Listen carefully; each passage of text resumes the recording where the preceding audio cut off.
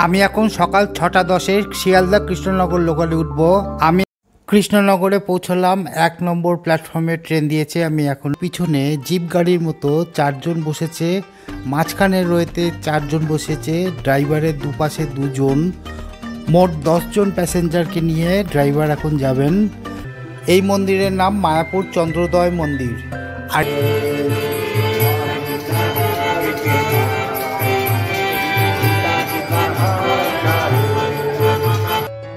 আর এই দিকে লক্ষ্য করুন, এটা হচ্ছে পদ্ম ভবন। অবশেষে আমি চক্রভবন অতিক্রম করতে পেরেছি। টোটো স্ট্যান্ডের সঙ্গে দেখছি ষাঁড়ের গাড়িও দাঁড়িয়ে রয়েছে। এটা এবারে দেখুন, এই হচ্ছে প্রভুপাদ ভিলেজ। এখানে আপনি ঘর পেয়ে যাবেন খুব স্বল্প মূল্যে, মাত্র 100 টাকায় 4 জন থাকতে পারবেন।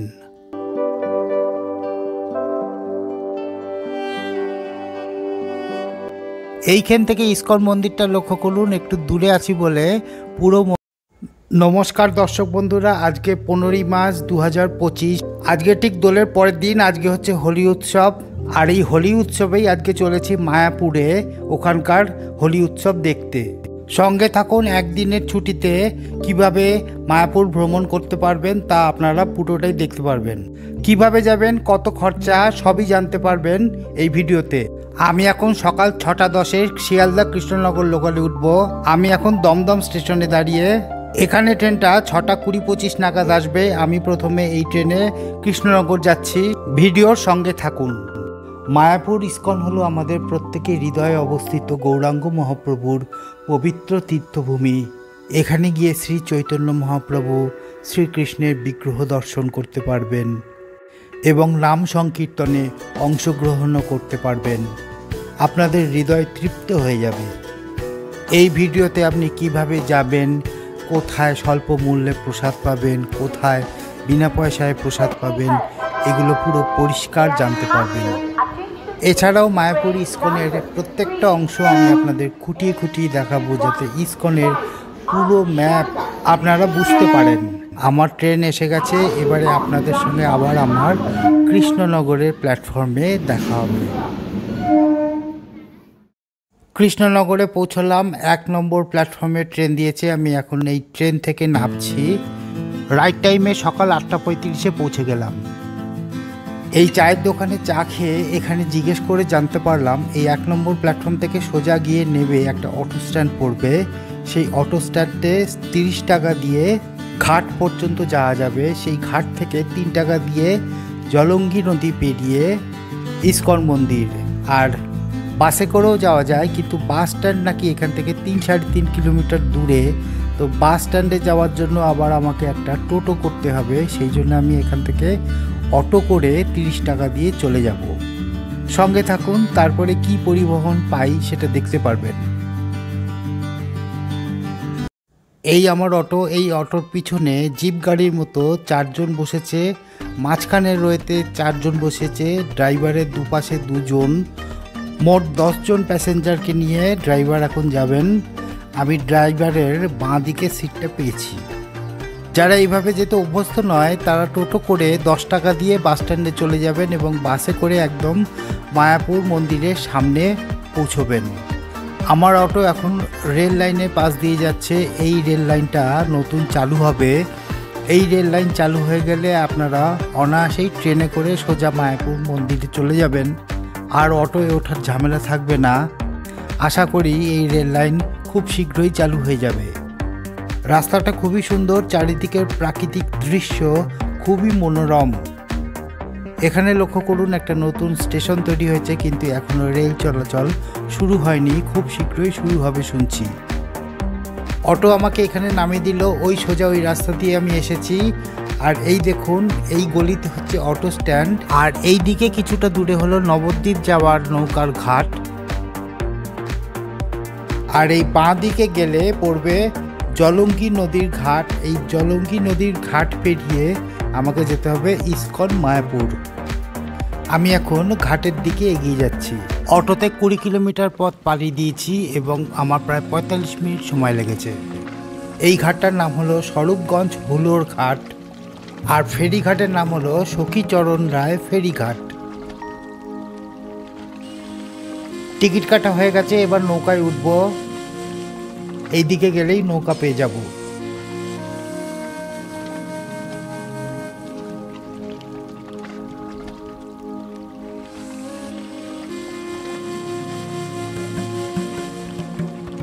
এক্ষুনি একটা অ্যাক্সিডেন্ট হয়ে গেল। একজনের গ্যাস সিলিন্ডার নৌকায় তুলতে গিয়ে জলে পড়ে গেল। লক্ষ্য করুন, গ্যাস সিলিন্ডারটা জলে ভাসছে।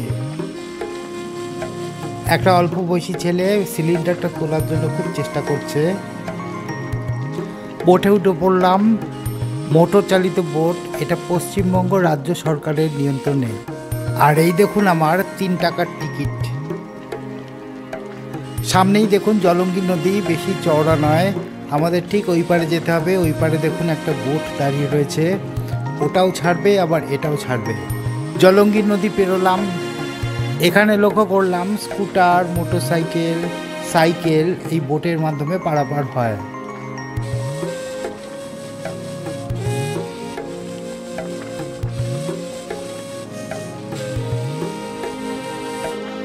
এখন প্রায় ঘড়িতে 10টা বাজে। আমি মায়াপুর এসে পৌঁছালাম। এখান থেকে ইস্কন মন্দির হেঁটে 10-15 মিনিট সময় লাগবে। সেই জন্য আমি 10 টাকা দিয়ে একটা টোটো করে চলে যাব। এইখানে লক্ষ্য করুন, মায়াপুর থেকে কৃষ্ণনগর যাবার বাস দাঁড়িয়ে রয়েছে। আর আমি সামনের ওই রাস্তাটা দিয়ে ঘাট থেকে সোজা হেঁটে এসেছি। আপনাকে কৃষ্ণনগর থেকে এসে যদি নবদ্বীপ যেতে হয় তাহলেও এইখানেই আসতে হবে। এখান থেকে ঘাট পেরিয়ে আপনারা নবদ্বীপ চলে যেতে পারবেন। এই যে রাস্তাটা দেখছেন, এই রাস্তা দিয়ে সোজা গেলেই ইস্কন মন্দির পড়বে। সামনেই টোটো স্ট্যান্ড আছে। টোটো স্ট্যান্ড থেকে আমি একটা টোটো ধরবো। টোটোয় উঠে পড়লাম। আমার বাড়ি থেকে দমদম স্টেশন আসতে 10 টাকা লেগেছে। দমদম থেকে কৃষ্ণনগর আসতে 25 টাকা টিকিট লেগেছে। কৃষ্ণনগর থেকে জলঙ্গি নদীর ঘাট আসতে অটোতে 30 টাকা নিয়েছে। জলঙ্গি নদী পেরোতে 3 টাকা নিয়েছে। এখন টোটোতে 10 টাকা নেবে। মোট খরচা 78 টাকা। টোটোয় যেতে যেতে দেখছি সামনেই দেখা যাচ্ছে ইস্কন মন্দিরের চূড়া। অবশ্য এই মন্দির এখনো উদ্বোধন হয়নি। অবশেষে এসে পৌঁছালাম মায়াপুরের ইস্কন মন্দির। অসাধারণ মন্দির। এই মন্দিরের নাম মায়াপুর চন্দ্রোদয় মন্দির। আর এই দিকে দেখুন আরেকটা মন্দির তৈরি হয়েছে, এটা শ্রীল প্রভুপাদের। এটা উদ্বোধন হয়ে গেছে। 370 ফুট উঁচু এই মায়াপুরের ইস্কন মন্দির। এটি পৃথিবীর বৃহত্তম মন্দিরগুলির মধ্যে একটি হবে। এই মন্দিরটি সম্পূর্ণ হতে 800 কোটি টাকার উপরে ব্যয় হবে। এখন আমি ইস্কন প্রাঙ্গণে প্রবেশ করে গেছি। সামনের যে কাউন্টারগুলো দেখছেন ওখানে ভোগের কুপন কিনতে পাওয়া যাচ্ছে 50 টাকা এবং 60 টাকা। 150 টাকার একটা দামি কুপনও হয়, কিন্তু আজকের ভিড়ের জন্য আজকে বন্ধ আছে। আর এই দিকে দেখুন নাম সংকীর্তন হয়ে চলেছে। এখানে বেশ কিছু বিদেশি ভক্তও আছে যারা নাম সংকীর্তন করছেন। এবারে আমি এগিয়ে যাচ্ছি নতুন মন্দিরের বাঁ দিক দিয়ে আমি এগিয়ে চলেছি।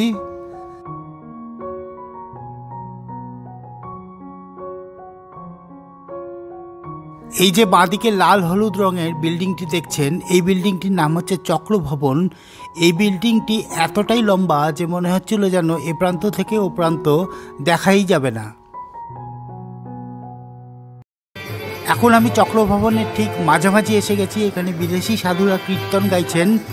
এই জায়গাটাকে একটা ল্যান্ডমার্ক করে নেবেন। আপনি মায়াপুর মন্দিরের যেদিকেই যান এইখান থেকেই যাত্রা শুরু করবেন।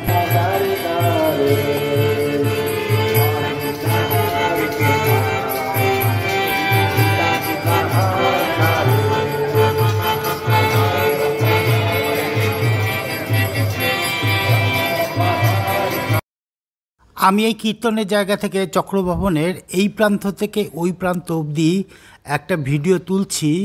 দেখুন কতটা লম্বা এই বিল্ডিংটা। মায়াপুর মন্দিরের সমস্ত কার্যালয়গুলো এখানেই রয়েছে। ট্যুরিস্টদের থাকবার জন্য বেশ কিছু রুমও রয়েছে, কিন্তু রুম আপনাকে বুক করতে হবে গদা ভবনে। আমি গদা ভবনের দিকে যাচ্ছি, এই নিচ থেকে ওপারে যাচ্ছি। আমার সঙ্গে দেখুন।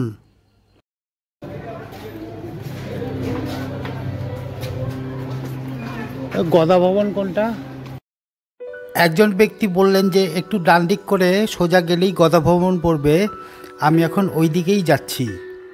এখানে শঙ্খ, চক্র, গদা এবং পদ্ম নামে 4টি বড় বড় বিল্ডিং আছে। 4টেই আপনাদের ঘুরে দেখাবো।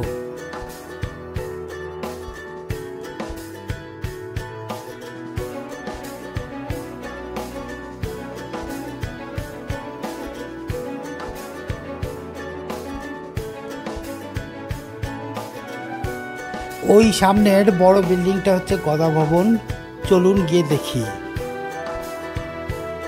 এই হলো গদা ভবন। এখানে ইসকনে থাকবার জন্য রুম বুক করতে পারবেন। 500 টাকা থেকে 6000 টাকা পর্যন্ত রুম পাওয়া যায়। বিশাল বিল্ডিং এবং বিল্ডিংয়ের ডান দিকে প্রসাদ খাওয়ার বিশাল ডাইনিং হল রয়েছে।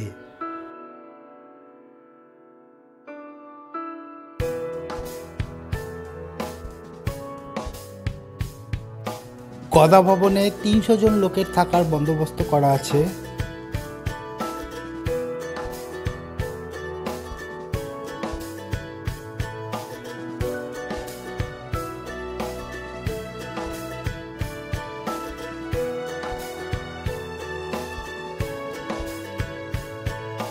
লক্ষ্য করুন এখানকার ক্যান্টিনটা কতটা লম্বা, কতজন একসঙ্গে বসে খেতে পারবে।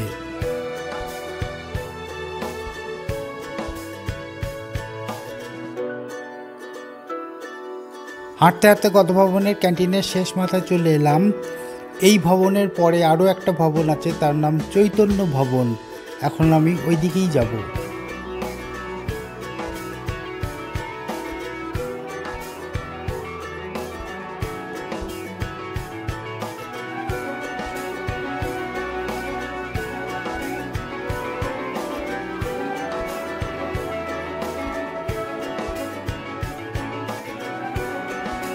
এই হলো চৈতন্য ভবন। এখানে দেখুন লেখা আছে ব্রহ্মচারী প্রসাদম হল।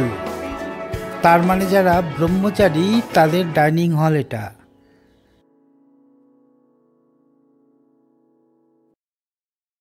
চৈতন্য হলের উল্টো দিকে আরেকটা নতুন বিল্ডিং তৈরি হচ্ছে। এই বিল্ডিংটাও বিশাল, কিন্তু এর নাম এখনো কোথাও লেখা দেখতে পাচ্ছি না। আবার গদা ভবনের সামনে ফিরে এলাম। এখানে দেখছি খিচুড়ি প্রসাদ বিতরণ করা হচ্ছে। আমিও খিচুড়ি প্রসাদ সংগ্রহ করলাম। এই আমার খিচুড়ি প্রসাদ। আমি এখন গদা ভবনের দোতলায় উঠে এসেছি। ভীষণ সুন্দর রিসেপশন এটা, কিন্তু এখানে ফটো তোলা নিষেধ। এখানে দেওয়ালে প্রসাদের মেনুটা রয়েছে, এটার ফটো তুলে আপনাদের দেখাচ্ছি। বিভিন্ন রকম এখানে থালি আছে এবং কার কি দাম, কি মেনু সব এখানে আপনি দেখতে পাবেন। ভিডিওটা পজ করে মেনুগুলো দেখে নিতে পারবেন। এখন আমি গদা ভবন পেরিয়ে গেছি। গদা ভবনের পিছনে এখানে দেখুন স্বল্প মূল্যে থাকার কি সুন্দর ব্যবস্থা রয়েছে। 100 টাকা করে ঘর এবং একটি ঘরে 4 জন করে থাকতে পারবেন, অর্থাৎ মাথা পিছু 25 টাকা করে পড়বে। এর নাম গৌরনিতাই ধর্মশালা। গৌরনিতাই ধর্মশালা পেরিয়ে এলাম। দূরে দেখছেন গদা ভবনের পিছন দিকটা, আর এই দিকে হলো নামহট্ট ভবন। এই নামহট্ট ভবনে প্রচুর রুম আছে। আপনারা যদি মায়াপুরে থাকবার প্ল্যান করেন তাহলে হয় গদা ভবনে থাকবেন, না হলে এই নামহট্ট ভবনে থাকবেন। খুব সুন্দর, এটা থাকার ব্যবস্থা অতীব উত্তম। এখন চক্রভবনের সেই জায়গাটায় ফিরে এলাম যেখান থেকে আমি গদা ভবনের দিকে গেছিলাম। এই জায়গাটাকে ল্যান্ডমার্ক করবেন। আমি এখান থেকে মূল মন্দির দর্শন করতে যাব, তারপরে চক্রভবনের শেষ প্রান্ত অবধি যাব। এইখান থেকে এক ঝলক নতুন মন্দিরটা দর্শন করে নিন।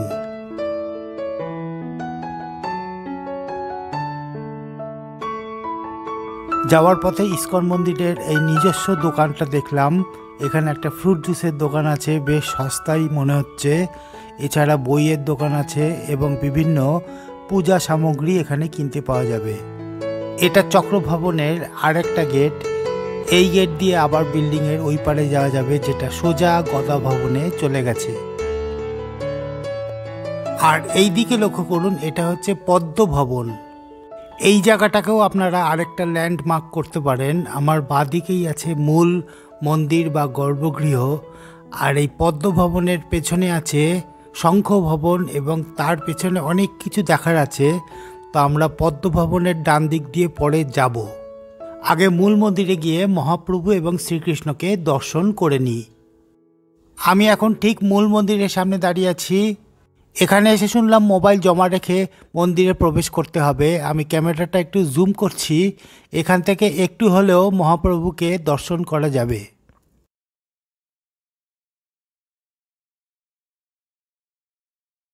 চক্রভবনের একদম শেষ প্রান্তে এসে পৌঁছালাম। অবশেষে আমি চক্রভবন অতিক্রম করতে পেরেছি।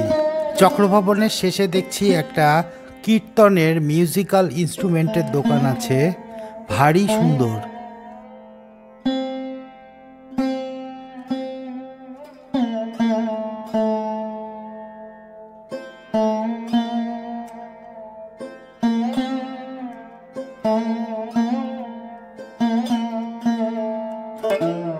চক্রভবনটা পেরিয়েই একটা পাকা রাস্তা দেখতে পাচ্ছি, আর এই রাস্তাটা পেরিয়েই একটা বিশাল কার পার্কিং এর এরিয়া। যারা গাড়ি করে যাবেন তাদের গাড়ি রাখতে কোনো সমস্যাই হবে না। এই বিস্তৃত জায়গা অনেক দূর পর্যন্ত সবই ইসকনের। আবার পদ্মভবনের সামনে চলে এলাম। এটা আমার সেকেন্ড ল্যান্ডমার্ক বলেছিলাম। এর পিছনেই আছে শঙ্খ ভবন এবং তারপরে আরও অনেক কিছু দেখার জায়গা আছে। আমি এখন ওই দিকেই যাব।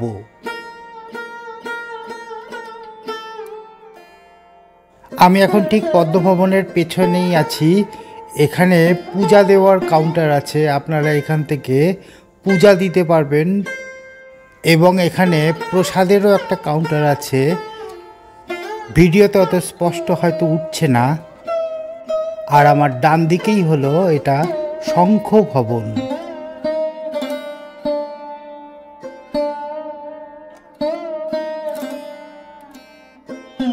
শঙ্খ ভবনটা পেরিয়ে এলাম। এখানে দেখছি একটা ইটালিয়ান রেস্টুরেন্ট, নাম হচ্ছে গোবিন্দাস পিজারিয়া। এখানে পিজা, বার্গার ইত্যাদি ভালো ভালো খাবার পেয়ে যাবেন। এটা ইসকন কর্তৃপক্ষ দ্বারাই পরিচালিত। গোবিন্দাস পিজারিয়া পেরিয়ে ডান দিকে গিয়ে একটা টোটো স্ট্যান্ড আছে, সেই টোটো স্ট্যান্ডে 10 টাকা দিয়ে যাওয়া যায় মায়াপুরের গোশালা। আমি এখন ওই দিকেই যাচ্ছি।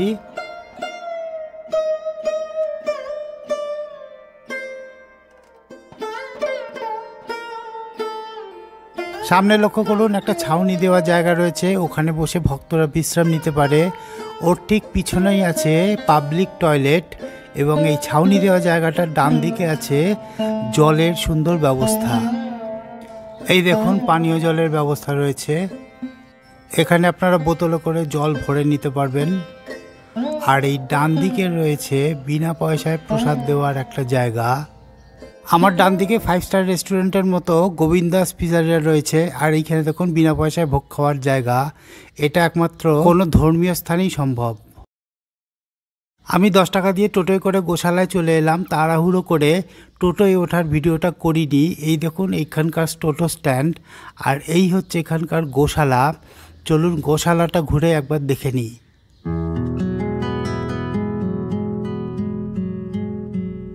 এখানে বেশ কয়েকটা খাবারের দোকান দেখছি, যা এই গোশালারই গরুর দুধ এবং ঘি দিয়ে তৈরি খাবার বিক্রি করছে।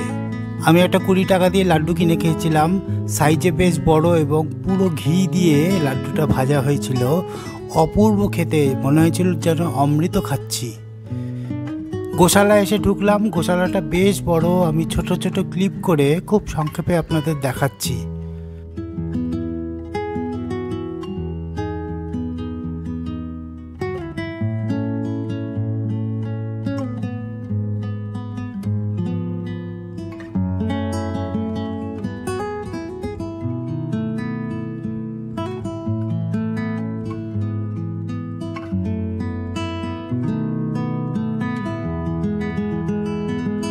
লক্ষ্য করুন, এখানে এতগুলো ষাঁড় একসঙ্গে রয়েছে, কিন্তু কেউ মারামারি করছে না।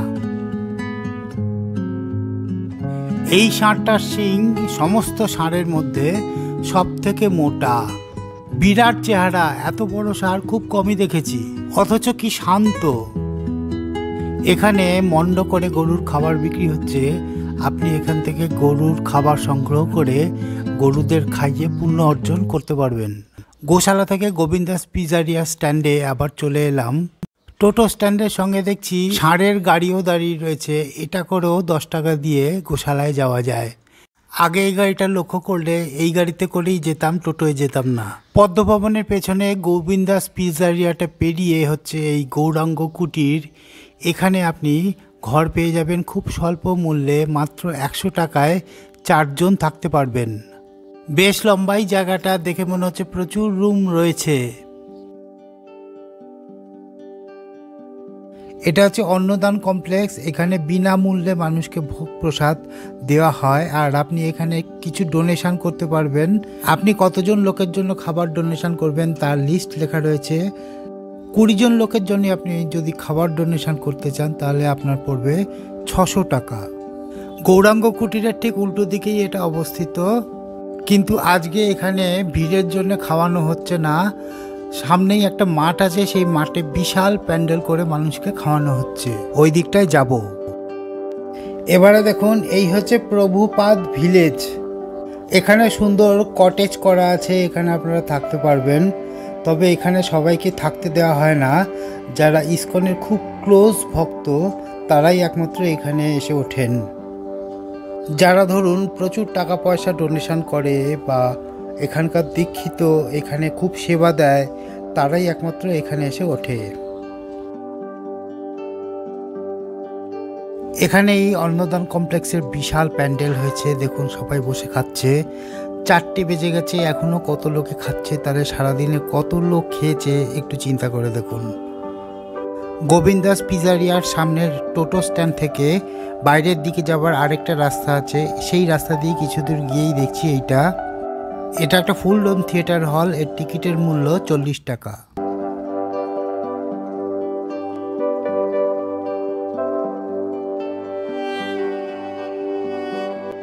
এইখান থেকে ইসকন মন্দিরটা লক্ষ্য করুন। একটু দূরে আছি বলে পুরো মন্দিরটা সুন্দর ক্যামেরায় কভার করা যাচ্ছে।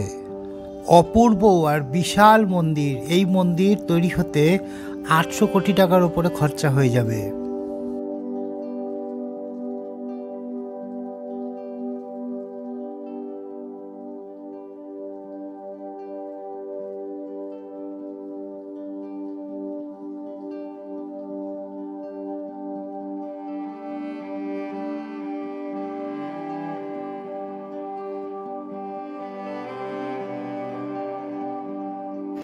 মায়াপুর ইসকন পুরোটা খুঁটিয়ে খুঁটিয়ে আপনাদের দেখিয়েছি, সমস্ত তথ্য আপনাদের দিয়েছি।